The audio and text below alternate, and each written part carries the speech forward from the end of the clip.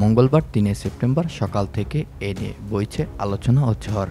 আলো আসবে শিরোনামে হোয়াটসঅ্যাপের শোবিজ অঙ্গনে আওয়ামী লীগের কিছু অভিনেত্রী শিল্পী এ দলে নেতৃত্ব ছিলেন ঢাকা ১০ আসনের সাবেক সংসদ সদস্য ও চিত্রনায়ক ফেরদৌস আহমেদ, সাবেক তথ্যমন্ত্রী মোহাম্মদ আলী আরাফাত, অভিনেতা রিয়াজ সাজু, অভিনেত্রী সামিরা তুষ্টি।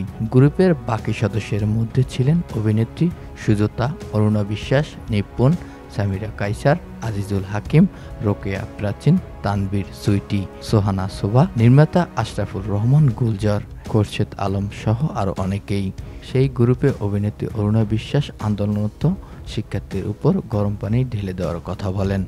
এছাড়াও ওই গ্রুপে আন্দোলনের পক্ষে যারা প্রোফাইল লাল করেছিলেন তাদের চিনে রাখা এবং পরবর্তী সময়ে সাইজ করা হবে হুমকিও দেওয়া হয়। সেখানে আন্দোলনের সমর্থন জানিয়েছেন প্রোফাইল লাল করা এবং সঙ্গীত শিল্পীকে নিয়ে অরুণা বিশ্বাস লিখেন, বয়স যদি কম থাকে পিটাতে পিটাতে বাবা ডাক শিখাতাম।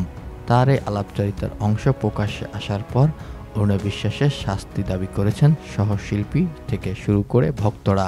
অনেকেই তার খোঁজ জানতে চেয়েছেন।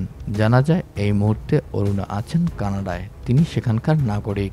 জানা যায় শেখ হাসিনার পতনের পর আগস্টের শেষ সপ্তাহে কানাডায় চলে যান। সাদাত হোসেন, বার্নাবী নিউজ।